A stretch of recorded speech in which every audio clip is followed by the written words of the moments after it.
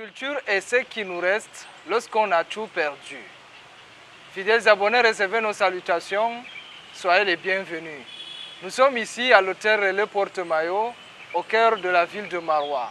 C'est dans le cadre de votre web émission La Roue. La Roue vous offre sur sa page YouTube et Facebook des chroniques, des lectures choisies et des interviews qui, toutes, se rapportent sur des thématiques liées à la bonne gouvernance, au leadership et à l'entrepreneuriat. La bonne gouvernance, justement, aujourd'hui, nous allons parler de la contribution de la jeunesse à la promotion de la culture traditionnelle. Le principe est simple. Nous allons prendre la page en bleu. Nous allons revenir pour le face-à-face. Mais en attendant, je vous laisse le temps de liker, de vous abonner et de partager la vidéo. À tout à l'heure, après la page en couleur.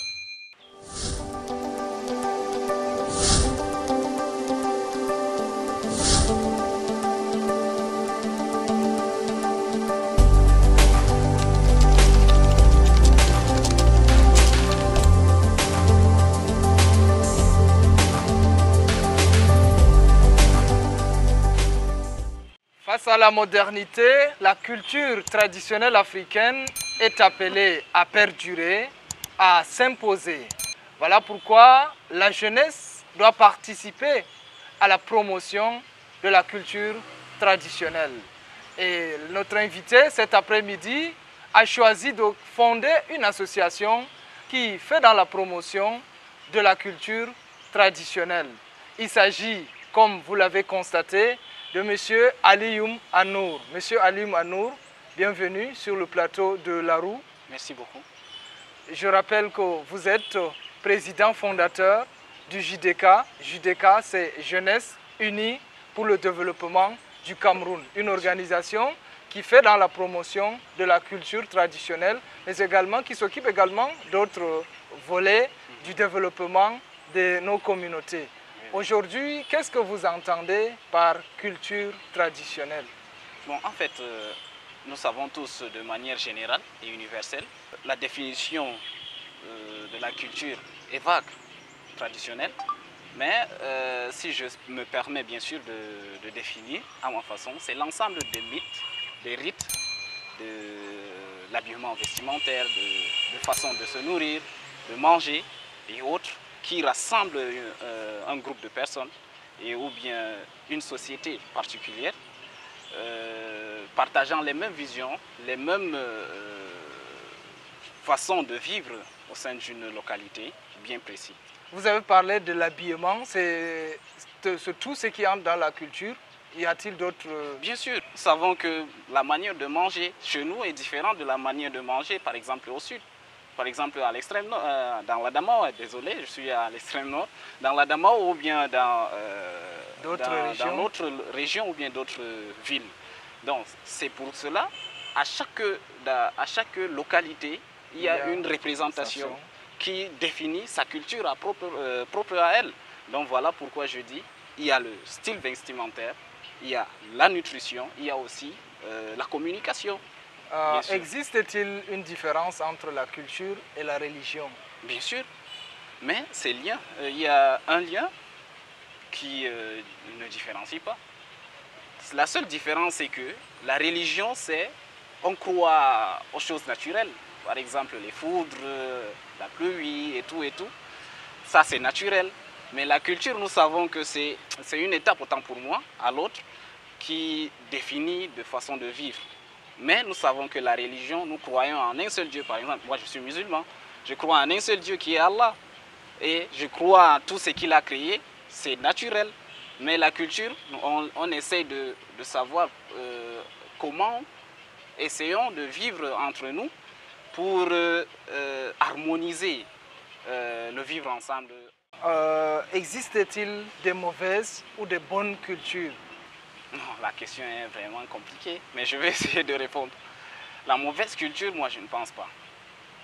Je ne pense pas, mais la culture que les gens copient, là, je peux dire que c'est une mauvaise culture parce qu'on essaie de laisser notre culture propre à nous et d'aller copier d'autres cultures. Donc, si je me réfère à ce genre d'exemple ou bien à ce type d'exemple, je peux dire que la mauvaise culture, ça existe, mais c'est copié. Donc, c'est ça ma réponse. Ok, c'est-à-dire à nous-mêmes, dans notre culture, dans son essence même, elle ne peut y avoir quelque chose de mauvais. Oui. C'est dans leur essence. Mais Oui. vous avez dit que pour que la culture soit mauvaise, il faut qu'on la copie des autres. Oui, mais le fait de copier d'autres cultures, ça devient mauvais. Ok. Par exemple, moi je suis Peul. Je ne peux pas aller copier quelqu'un, la culture ou bien les rites d'une autre communauté ou bien d'une autre ethnie. Là, ça devient de bafouer ma culture pour aller représenter d'autres cultures. Là, ça devient mauvais. Est-ce que les cultures sont hiérarchisées? Par exemple, les Peuls, les autres, est-ce qu'il y a des cultures supérieures à d'autres? Non, non, non, moi je ne pense pas à ça. Le Cameroun compte combien d'ethnies? Il y a combien de langues? Plus de 200. Voilà, la langue aussi fait partie de la culture, c'est partie des ethnies. Plus de 200 langues, mais nous vivons ensemble. Moi je ne sais pas si vous êtes Peul ou bien de Kanouri ou bien autre chose. Je suis Peul. Voilà, mais la façon même peut-être de faire les choses sont différentes. Au sein même de la communauté Peul, il y a d'autres branches. Nous le savons tous. Donc, je ne pense pas. Ok, il n'y a pas de culture supérieure à d'autres. Non. Mais certains ont cru bon de devenir civilisés. D'autres peuples, ils ont traversé les océans. Ils sont venus et aujourd'hui, jusqu'à aujourd'hui, ils estiment qu'ils ont civilisé l'Afrique. Quel est votre avis sur la question? Non, là peut-être ils ont d'autres raisons. Il y a des raisons. Par exemple, je prends souvent ma culture, donc mon ethnie, les Peuls. Est-ce que c'est étant Peul qu'on a eu à conquérir d'autres localités? Non, je ne pense pas. Peut-être c'est le fait de la religion, la venue de la religion d'Anfodio. Oui, la conquête Peul voilà, de Ousmane Danfodio. Danfodio. Il est Peul, bien sûr. Mais c'était pourquoi? C'était pour la religion qu'il est en train de conquérir d'autres localités. Okay, par exemple, quelqu'un qui est Peul de... Bon, en fait, c'est l'histoire même. Les Peuls du Mali qui viennent au Cameroun. Est-ce qu'ils sont en train de conquérir la localité en étant Peul? Non, mais pour la religion. Ce sont les lignées de Ousmane Danfodio, qui est notre arrière-grand-père. Donc, je ne pense pas qu'il y a de culture supérieure à l'autre. Ok, quel constat faites-vous aujourd'hui de la relation qui existe entre la jeunesse et la culture traditionnelle? Actuellement, je suis, vous venez de dire, je suis président d'une organisation et l'un de nos objectifs, c'est de promouvoir la culture traditionnelle. Et nous avons eu la chance de côtoyer plusieurs personnalités qui travaillent dans le même sens. Et dernièrement, nous avons eu à rencontrer le délégué départemental du Mintoul, de la VINA. Mintoul, c'est le ministère du Tourisme et des Loisirs, qui nous a proposé beaucoup de projets liant la culture, le tourisme et autres. Tout ça, ça entre dans la culture et autres. Et d'ailleurs même, le ministre Bello Bouba, ministre du tourisme, a lancé un projet, je pense bien, les mains. Vous avez vu? Les mains, dont c'est une élection, oui, les mets traditionnels. Un concours de mets. Un concours pour essayer de voir quel est le mets qui est plus comment dirais-je, mangé ou bien consommé dans notre pays. Donc, et le délégué nous a fait part de ce projet et nous avons eu à participer à ce projet de sonder les différents mets au sein de notre localité afin de promouvoir la culture. Ça aussi, ça entre dans la culture. Donc, c'est l'implication de la jeunesse. À travers ce projet, j'ai eu à rencontrer plusieurs jeunes qui m'ont proposé aussi, il y a des idées à travers ce projet. C'est-à-dire promouvoir la culture au sein de sa localité afin de permettre aux jeunes de participer davantage à ces différentes cultures. Donc, c'est-à-dire les mets, l'habillement et tout et tout.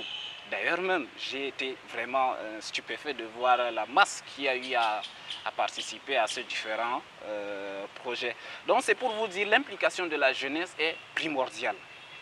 Elle est primordiale, mais quel est le constat qui se dégage aujourd'hui quand on observe la jeunesse face à la culture? Ok, revenons à Marois. Il y a un événement qui se produit actuellement qui est en train de se préparer, à savoir Derken. Oui. C'est la culture, ils sont en train de promouvoir la culture. Ce sont donc ça veut dire, c'est la jeunesse d'ailleurs. Ce sont les jeunes qui se sont rassemblés pour promouvoir la culture. Ça veut dire que le niveau d'implication de la jeunesse est élevé, est bon selon vous. Ok. Qu'est-ce qui pourrait expliquer ce niveau d'implication? Bon, moi je pense que la jeunesse a compris, sans sa culture on ne peut pas avancer. Sans l'identification, donc sans le fait de ne pas s'identifier de sa propre culture, on ne peut jamais avancer quelque part. Donc, si tu es en train de promouvoir ton image en image de ta culture, ça veut dire qu'il y a quelque chose de nouveau. Moi, je vais vous raconter une anecdote. Quand je faisais la 5e, en Gaoundéré, on nous avait demandé, c'est à l'époque que j'ai commencé on avait apporté les langues et cultures nationales, je pense bien, dans les établissements. On m'avait demandé mon ethnie, donc ma langue maternelle. Mon papa est d'où? Moi, j'avais dit, il est Moudang, parce qu'il était à Kaélé. Mais lorsque je suis rentré à la maison, je demandais, mais papa, on m'a posé la question à l'école, à savoir, je suis d'où? Moi, j'ai répondu, je suis Moundang. Il me dit, mais non, Moundang vers où? J'ai dit, mais toi, tu vivais à Kaélé, le grand-père également était à Kaélé, tout. Il me dit, mais non, ton grand-père travaille à Sodekoton. À la Sodekoton de Voilà, mais ça ne veut pas dire qu'il est, il est de Kaélé, il est Moundang. Voilà, c'est à ce niveau, il m'a raconté une partie de l'histoire. Merci d'être scotché, restez scotché à notre page. Pour ceux qui viennent de nous rejoindre, nous parlons aujourd'hui de la contribution de la jeunesse à la promotion de la culture traditionnelle. Et notre invité, c'est le président de JUDECA, la Jeunesse Unie du Cameroun pour le développement, une association qui fait dans la promotion de la culture, qui nous a fait honneur de répondre à notre invitation. On était en train de parler justement de l'implication de la jeunesse. Aujourd'hui, selon vous, quel est le rôle que la jeunesse doit jouer dans la promotion de la culture traditionnelle? La jeunesse doit se mettre à l'avant de la scène. Comment doit-elle s'y prendre? Oui, en s'impliquant davantage dans les activités culturelles. Par exemple, nous avons plusieurs organisations. Sur 1000 organisations sociétales, on peut retrouver 90% de ces organisations, en fait 900 organisations qui ont les mêmes objectifs, à savoir promouvoir la culture, le développement local, le vivre ensemble et la paix. Mais s'unir, il faut que la jeunesse s'unisse. Donc les jeunes, autant pour moi, s'unissent pour impulser ce domaine. D'ailleurs, le gouvernement est là. La création du ministère de la Culture n'est pas là uniquement pour orner les postes ministériels. Non, le président de la République a créé ce poste, a créé ce département afin de permettre davantage aux gens ou bien aux citoyens de s'impliquer et de savoir ce qu'on est, ce qu'on a comme richesse, c'est-à-dire la culture. Regardez par exemple les JO de Tokyo 2020. Là. Nous avons eu à voir nos images, l'image des Camerounais en boubou traditionnel de nord-ouest ou bien de sud-ouest. Mais c'est quoi d'après vous? C'est la promotion de la promotion de la culture. Et ce sont les jeunes qui sont là-bas. Donc, si on essaie à chaque fois que nous organisons des activités culturelles et qu'on essaye de montrer l'image de la culture dans notre localité, je pense bien que ça sera vraiment merveilleux. C'est de cette manière qu'on doit contribuer. Oui, effectivement. Il y a aussi le gouvernement, je disais tantôt, le gouvernement qui accompagne. Il y a des projets qui sont sur les tables des ministères, à savoir promouvoir la culture et tout. Il y a plusieurs écoles de la culture, à savoir pour la participation des jeunes au niveau local, afin de promouvoir la culture. Donc moi je pense que la jeunesse doit s'impliquer en créant des activités culturelles. Je vous ai dit, je vous ai pris par exemple tout à l'heure, ici à Maroua même, j'ai été invité pour cet événement, à Sawere Derkien. D'ailleurs même, regardez, le maire de Maroua Premier a organisé toujours un événement ici, festival. Voilà, Yelwata Maroua Premier. Regardez Ngaoundéré, le patriarche Ala Diabo Amao, qui organisait toujours la fête des bœufs. C'est la culture.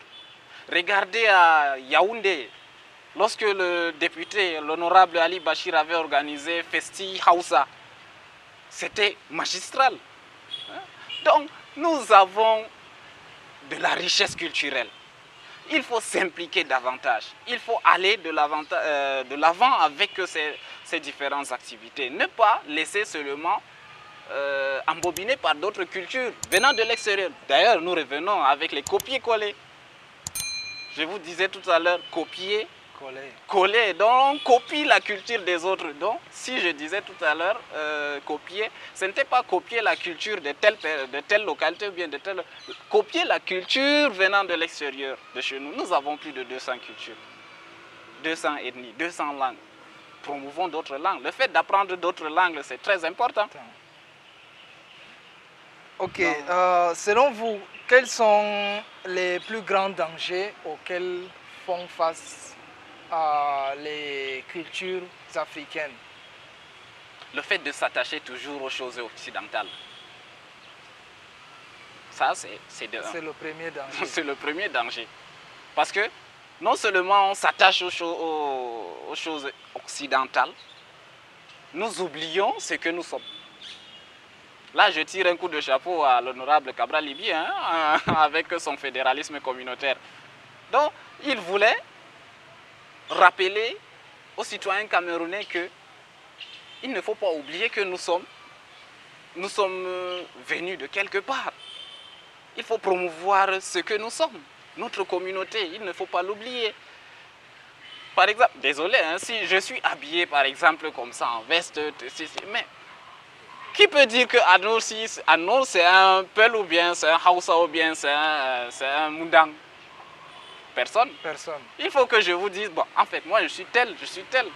Mais si vous êtes habillé présentablement, si je vous vois, je sais que vous êtes...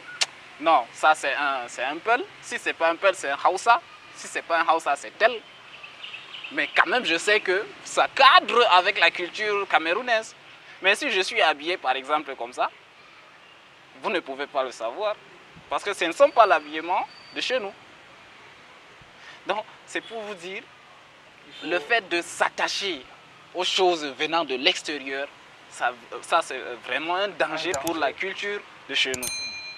Donc, il faut à tout prix se détacher de ces choses et se rattacher à nos cultures, chercher, faire des recherches sur notre culture, sur notre ethnie et avoir aussi l'idée de chercher l'importance de notre culture, de notre ethnie et de notre langue traditionnelle d'ailleurs.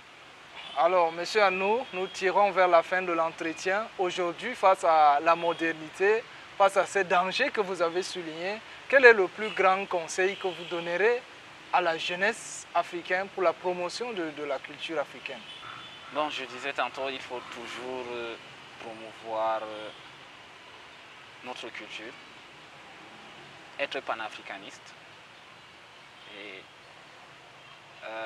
faire des recherches sur ce qu'on est, ce qu'on a et ce que on peut obtenir grâce à notre identité culturelle. Donc, le conseil que je donne à la jeunesse, c'est d'impliquer davantage à ces différentes richesses que l'Afrique en a déjà.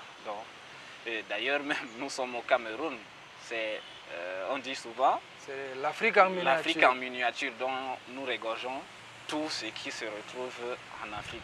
Donc c'est un atout pour nous, pour la jeunesse, de s'impliquer davantage dans ces différentes activités afin de savoir ce qu'on est. Donc, le conseil que je donne à ces jeunes, c'est de faire des recherches davantage et de savoir ce qu'on est, ce qu'on peut avoir à long terme avec cette richesse. Ok, nous allons sortir tout de suite de cet entretien. Votre mot de fin? Ok, merci beaucoup. Vraiment, je suis honoré d'être l'un des invités de votre chaîne YouTube et Facebook. Je vous suis de près, vraiment, je vous encourage davantage. Merci. C'est l'entrepreneuriat et il faut toujours s'investir davantage.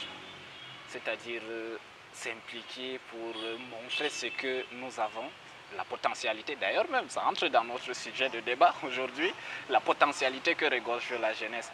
D'ailleurs, c'est la culture. Nous sommes en train de promouvoir ce que nous avons. Vous n'avez pas remarqué jusqu'à là, je porte un t-shirt d'un ami. Peut-être vous le connaissez, qui est en train de promouvoir la culture. Peut-être Ali Zen. Ali, on l'appelle Barkantejo et autres, qui est un comédien. Il est en train de promouvoir la culture à travers ses comédies, à travers ses vidéos. Donc, c'est pour vous dire, regardez, c'est lui, c'est un entrepreneur. Donc, c'est s'investir davantage. Je vous tire un coup de chapeau. Je suis vraiment honoré d'être l'un de vos invités. Je suis vraiment honoré, je vous observe et je vous encourage, je veux vous accompagner davantage au nom de la JUDECA, la Jeunesse Unie pour le développement local du Cameroun, dont je suis le président. Oui, le président fondateur, le président du comité directeur de cette organisation. Nous allons accompagner cette initiative. D'ailleurs même, j'essaie de voir dans quelle mesure on va entrer en partenariat pour promouvoir seulement, non seulement ce que vous faites, et d'ailleurs autre chose, d'autres ouvertures dans les jours à venir. Je vous remercie énormément. Nous vous retournons l'ascenseur.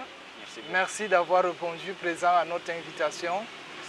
Mesdames et messieurs, nous arrivons au terme de cette émission sur la contribution de la jeunesse à la promotion de la culture traditionnelle. Comme invité, nous avons eu le président de JUDECA, une association qui fait dans la promotion de la culture.